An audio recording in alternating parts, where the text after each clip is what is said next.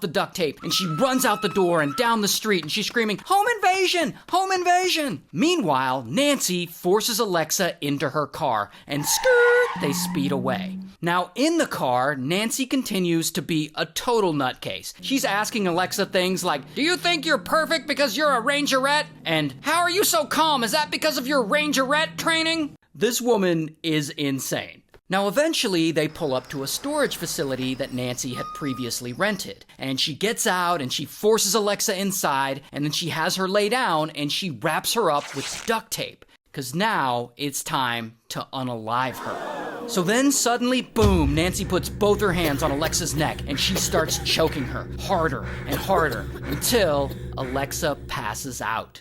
Sometime later, she wakes up. And Nancy is still there in the storage unit with her. And she's like, "Damn, you're still alive?"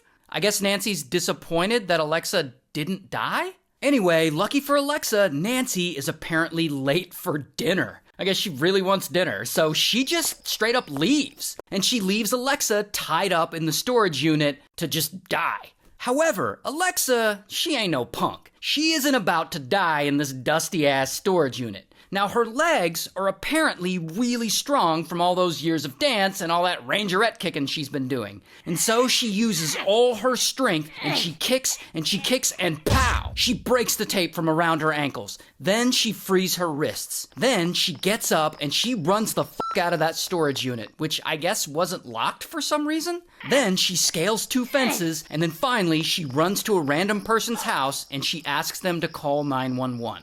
Meanwhile, Nancy, at this point, she's at home. She's chilling. She's eating dinner like she wanted, like nothing happened. Like she didn't just kidnap someone at gunpoint.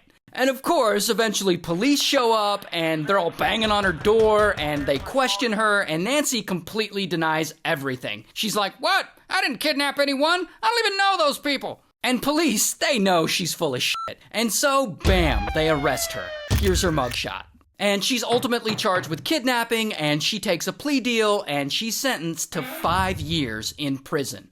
Also, Alexa and her mom sue Nancy, and she's forced to pay them $575,000.